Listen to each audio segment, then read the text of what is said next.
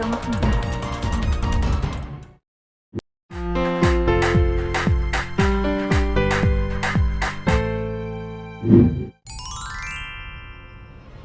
경찰이 가정폭력 의심 사건으로 여성이 다쳤다는 119 구급대의 신고를 받고 피해자가 입원한 병원에 출동하고도 폭력을 행사한 적이 없다는 남편의 말에 그대로 발길을 돌린 것으로 드러나 물의를 빚고 있습니다. 오후 11시쯤 한 빌라에서 기혁 씨가 화장실에 쓰러져 신음하고 있다는 신고가 119 구급대에 접수됐습니다.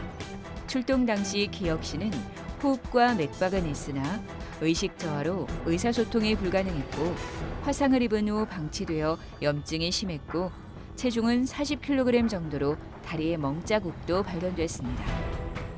구급대는 남편 니은 씨로부터 사흘 전 부부싸움 중 뜨거운 물을 뿌려 아내가 다쳤다는 말을 듣고 가정폭력 및 방임이 의심된다며 자정쯤 경찰에 신고했습니다. 니은 씨는 이전에도 상습적인 폭행을 한 것으로 밝혀졌습니다. 사례를 통한 현장 대응 조치 요령 2회.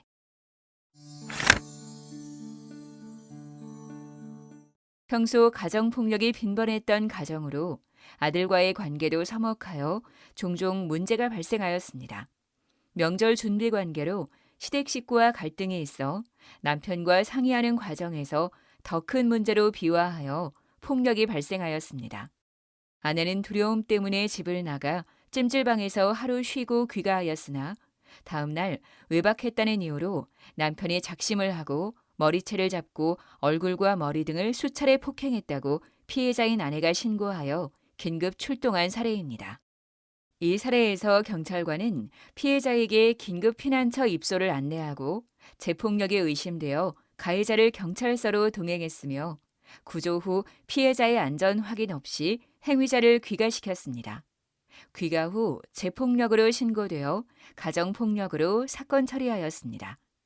경찰관이 잘한 것은 폭력 행위자를 제지하고 행위자와 피해자를 분리 조치한 것입니다. 재발 우려 시 접근 금지 등 긴급 임시 조치를 활용하고 가정보호 사건의 법적 처리 절차를 안내합니다. 그리고 피해자 보호기관인 가정폭력상담소, 여성긴급전화 1366 센터를 안내하여 활용하도록 합니다. 가해자 귀가 조치 시에는 폭력이 재발하지 않도록 강력히 경고하고 피해자를 대상으로 가해자가 귀가함을 고지해야 합니다. 그리고 신고 요령 등을 안내하여 2차 피해가 발생하지 않도록 유의해야 합니다. 아내가 아파트에서 떨어져 죽으려 한다며 남편이 다급한 목소리로 요청을 하여 긴급 출동하여 보니 아내의 얼굴이 심하게 부은 상태로 거실에 앉아 울고 있었고 남편은 상의를 벗은 채 몹시 흥분해 있었습니다. 거실에는 사기 그릇이 사방으로 흩어져 있었고 안방에는 다과상이 파손되어 있었습니다. 남편은 아내가 막걸리와 사기 그릇을 집어던졌기 때문에 아내를 때렸으며 아내가 베란다 밖으로 떨어져 죽으려고 해서 신고했다고 하지만 아내는 남편이 성관계를 요구했으나 거절하자 주먹으로 얼굴을 때리고 발로 온몸을 걷어찼으며 다과상을 들어 얼굴을 내리쳤고 그것에 대항하기 위해 막걸리와 그릇을 던졌다며 서로 상반된 주장을 하였습니다. 그리고 평소에도 부부싸움이 잦고 남편이 자주 때렸고 남편이 3년 전 건설 현장에서 일하다 추락해 뇌수술을 받았지만 지능이 초등학생 수준으로 떨어져 있었으며 이혼 의사는 없고 처벌도 원치 않는다고 합니다. 이 사례에서 경찰관은 피해자 병원 치료를 권유하고 행위자와 피해자를 분리하여 진술을 청취하였으며 재폭력 가능성이 높아 가정보호사건 처리 권유하여 사건으로 처리하였습니다. 칭찬할 점은 긴급 임시조치를 활용하고 피해자 응급진료 지원을 안내한 점입니다. 또한 가까운 가정폭력 상담소 및 여성긴급전화 1366 센터를 안내하고 폭력행위 재발 시 처벌받을 수 있음을 행위자에게 강력하게 고지한 점입니다.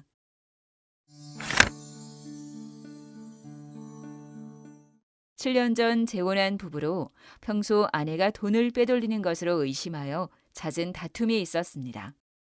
당일에도 술에 취한 상태에서 아내의 목을 감고 칼로 찌르려고 하는 것을 큰딸이 발견하여 아빠를 붙잡았고 부부가 실랑이를 하는 사이 아내가 칼을 빼앗는 과정에서 남편이 칼에 베이는 상처를 입었으며 아내가 112에 신고하여 긴급 출동한 사례입니다. 이 사례에서 경찰관은 피습 대비 장비 착용 후 현장 출동하였으며 가족들을 서로 분리하여 현장에서 응급치료 조치하였습니다. 그리고 남편을 현행범으로 체포하면서 119 구급대에 지원 요청하고 피해자와 자녀에게 보호시설을 안내하였으며 피해자 의사에 따라 임시조치를 신청하였습니다. 잘한 점은 현장에서 119 협조 지원을 받아 행위자를 체포하여 응급의료 조치한 점입니다. 그리고 피해자 상황과 욕구를 파악하고 격리, 접근 금지 등 임시조치를 신청하여 활용한 점과 피해자와 자녀의 안전을 위해 긴급 피난처의 입소를 안내한 점입니다.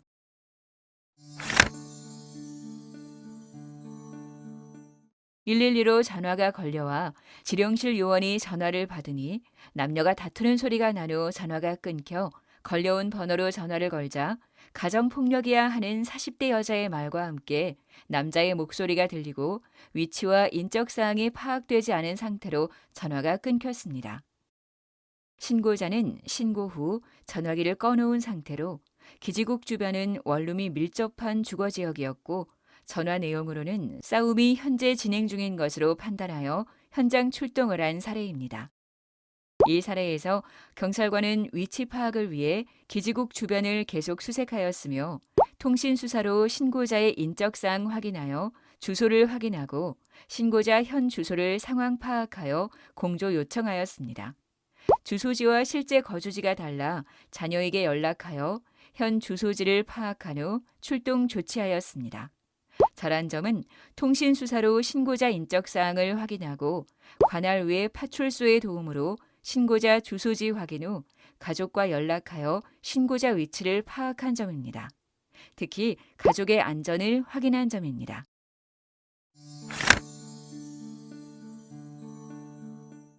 사실혼 관계에 있는 남편에게 맞았다는 허위 신고를 자주 하는 알코올 중독 증세의 피해자로 출가한 자녀에게 지구대에서 연락을 하였으나 임신 7개월이고 엄마 일에는 관여하고 싶지 않다며 연락을 하지 말라고 하였습니다.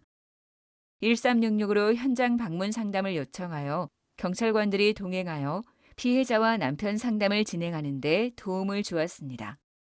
이 사례에서 경찰관은 가정폭력으로 허위 신고를 했음에도 경찰관은 인내심을 갖고 피해자의 집으로 지속적인 출동을 했으며 그 결과 남편의 폭력을 목격하고 찜질방으로 남편을 분리하였습니다. 알코올 중독 피해자의 직계 가족인 출가한 딸에게 연락을 취했으며 1366 센터로 현장 상담을 의뢰하였습니다. 그리고 남편이 집에 있어 1366 현장 상담원과 경찰관 2명이 사전 사례 회의를 진행하고 피해자와 남편을 상담하였습니다.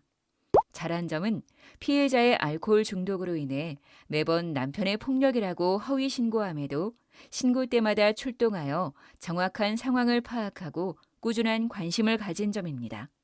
또한 사례회의를 통해 현장 방문 상담 후 정신보건센터와 알코올 상담센터로 연계하기로 한 점입니다. 가족들도 나를 외면해요 사례보기를 클릭하여 자세한 내용을 살펴보세요. 아빠가 애들한테 엄마 욕을 하라고 할까?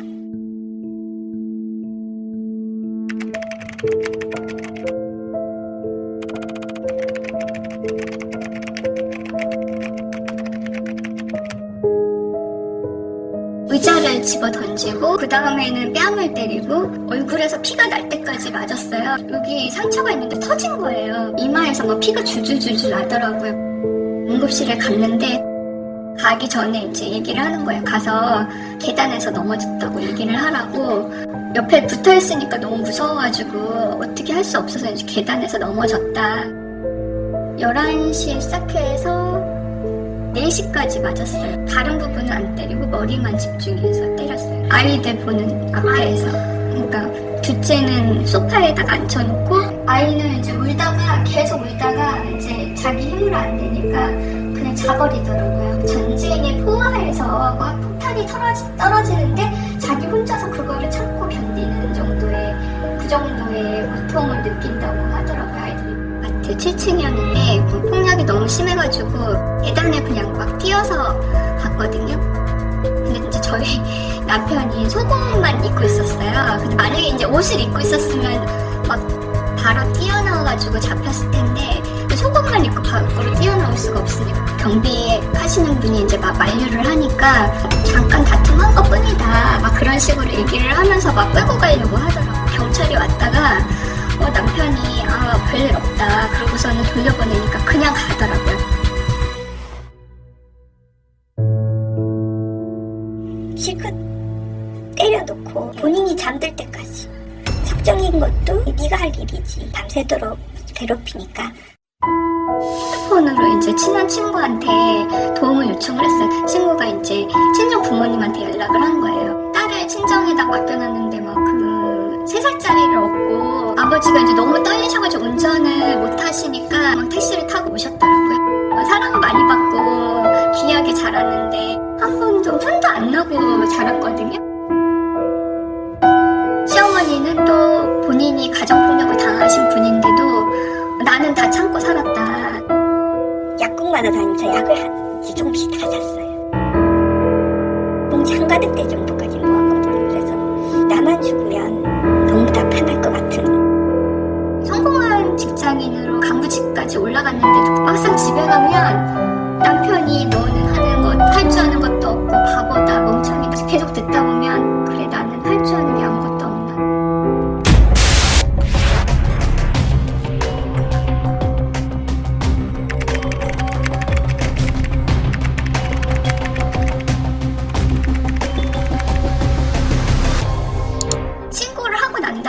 추가 보복이 있으니까 그런 걸 엄두를 못 내는 거예요. 아이들을 뺏길지도 모른다라는 두려움 때문에. 가정폭력 현장 대응 사례 분석.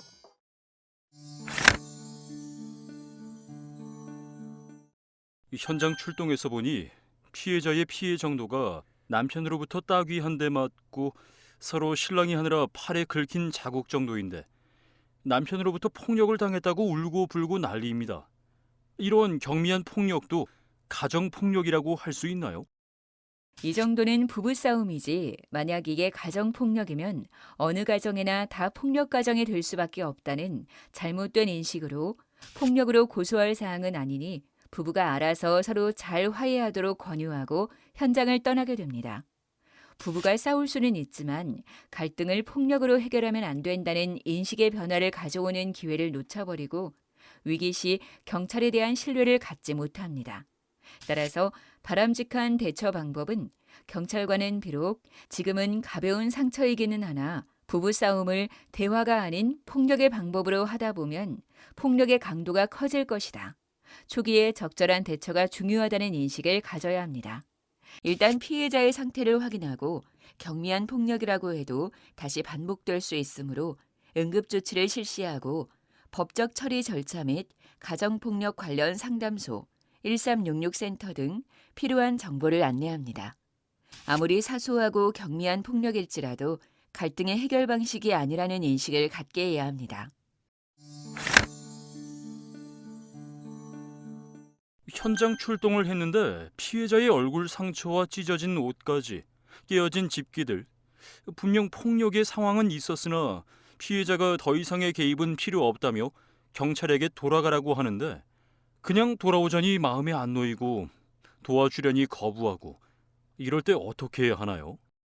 피해자가 도움을 원치 않으니 더는 개입할 근거가 없겠다. 아마도 부부만의 말 못할 사정이 있는 것 같으니 두 사람이 알아서 해결할 거라 생각한다는 잘못된 인식으로 자녀를 생각해서 잘 해결하라고 조언하게 되고 적극적인 조치보다는 간단한 정보를 안내하게 됩니다. 비록 피해자 의사를 존중하여 적극적 개입을 하지 못했지만 가해자는 이 상황을 빌미로 폭력을 반복하고 경찰의 공권력에 대해 무시하게 되어 폭력의 악순환이 예상됩니다. 따라서 바람직한 대처 방법은 피해자가 원치 않아도 신고를 받고 출동해서 폭력 피해 현장을 확인했다면 가정폭력은 범죄 행위임을 정확하게 고지하는 것입니다. 가해자와 분리하여 피해자의 요구와 피해 정도를 정확하게 기록하고 응급조치를 실시하며 피해자의 처벌 불원 의사에도 폭력 재발 우려 시에는 법적 처리 절차를 안내하고 긴급 임시조치 또는 임시조치를 신청합니다. 여기서 잠깐 가정폭력특례법에 의거하여 친고죄, 반의사 불벌죄에 해당하는 범죄 행위일 경우에도 가정보호 사건 처리 및 임시조치가 가능합니다. 피해자가 용기를 내서 알리지 않으면 폭력이 반복되고 장기화되어 결국 가정이 파괴됨을 알고 폭력에 대응하여 외부적 지원 체계가 자신과 가족을 도울 수 있는 길임을 알게 됩니다. 제가 몸이 아파서 일을 못하고 있어요. 미안한 일이지만 아내가 식당에서 돈 벌어요. 그런데 매일같이 일을 마치고 늦은 시간까지 술을 먹고 들어와요. 그리고 나더러 경제적으로 무능력하다며 큰 소리쳐서 열받게 해요. 나도 잘한 게 없어서 참을 만큼 참았어요. 참는 것도 한두 번이지 어떻게 늘 가만히 있겠어요. 그래서 이번에는 나도 큰 소리 좀 냈어요. 때린 것도 아니고 물건을 부순 것도 아닌데 가정폭력이라니요. 여자가 술을 마시고 늦게 들어와서 술주정하면 나 같아도 화가 치밀어 손이 올라갈 것 같다는 잘못된 인식으로 상황은 같은 남자로서 충분히 공감은 되나 그래도 아내가 술이 깬 이후에 서로 대화를 잘해보라고 하고 돌아가라고 대응하게 되어 결국에 행위자는 자신의 잘못된 행동을 반성하지 못하고 아내가 잘못을 할 때마다 폭력을 정당화하려 합니다. 따라서 바람직한 대처 방법은 음주 이후의 습관이 잘못된 것은 인정되나 이를 폭력으로 해결하려고 하는 것은 잘못됨을 인식하고 계속 반복되어 온 상황이 얼마나 지속되었는지 조사하며 응급조치 및 임시조치를 실시합니다. 그리고 알코올 문제에 대해 치료를 받을 수 있도록 관련 전문기관이나 상담기관의 정보를 안내합니다. 행위자는 폭력을 행사하면 문제를 더 심각하게 만든다는 것을 깨닫고 잘못된 행동을 교정해야 할 필요성을 알게 됩니다.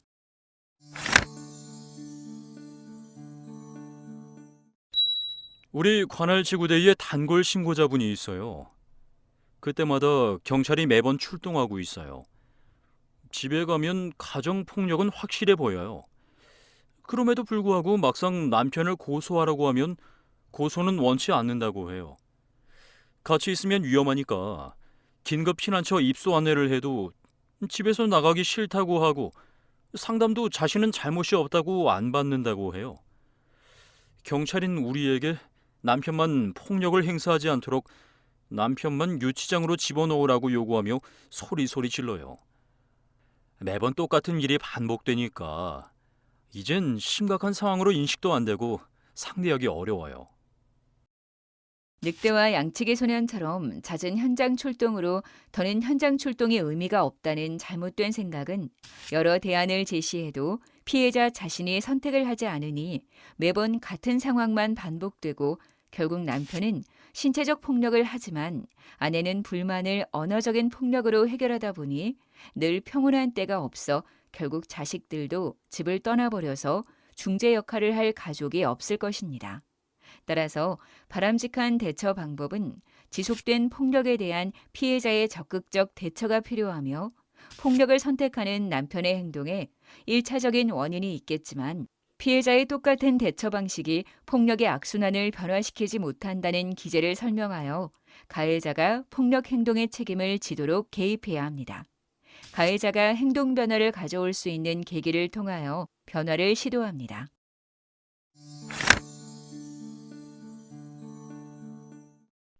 남편이 오늘도 술에 쩐 목소리로 전화를 해 식구들을 다 죽여버린다고 협박했어요. 늘 이런 식으로 선전포고하고 집에 오면 뭔가 꼬투리 잡아서 폭력을 행사해요.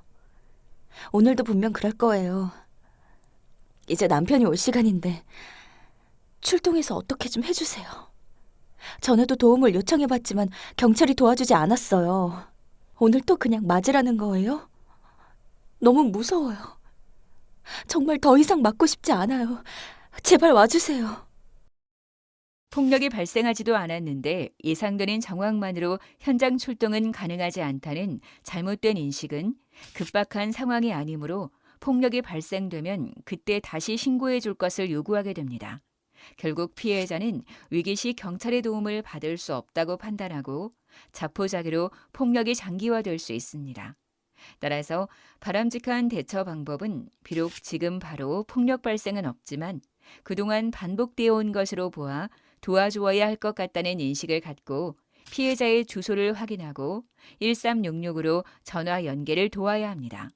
그리고 1366에서는 위기시 대처 요령과 함께 남편이 귀가하면 가까운 지구대에 연락해서 현장 출동할 수 있도록 돕습니다. 이로써 피해자는 폭력의 반복으로 인해 예상되는 폭력 상황에 대한 불안과 초조함에서 벗어나 외부적 지원을 받을 수 있는 길을 찾았습니다. 여성 긴급전화 1366을 클릭하여 자세한 내용을 살펴보세요. 공권력의 첫 개입은 향후 행위자와 피해자에 큰 영향을 줍니다. 공권력 개입이 늦거나 개입 정도가 가벼우면 피해자 최후의 심리적 저지선이 무너지고 행위자는 피해자에 대한 통제와 폭력을 강화하게 됩니다. 피해자에 대한 2차 피해를 줄이기 위한 최선의 방법은 가정폭력 피해자의 이해를 바탕으로 한 안전 확보입니다. 주요 연구 결과에 따르면 일반적으로 가정폭력 피해자가 경찰이나 법의 도움을 요청할 때는 대체적으로 한시적 또는 장기적 격리를 원하며 더욱이 경찰 신고 이후 10일을 이내에 가정폭력 재발 위험은 전형적으로 높아진다고 합니다. 또한 가정폭력에 대한 외부 중재 또는 법적 개입이 시작될 때 피해자 안전의 위험성은 극단적으로 커집니다.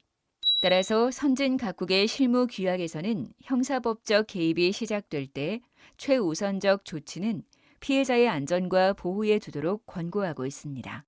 다음은 도움이 되었다는 초동 조치 내용들입니다. 한번 살펴보세요.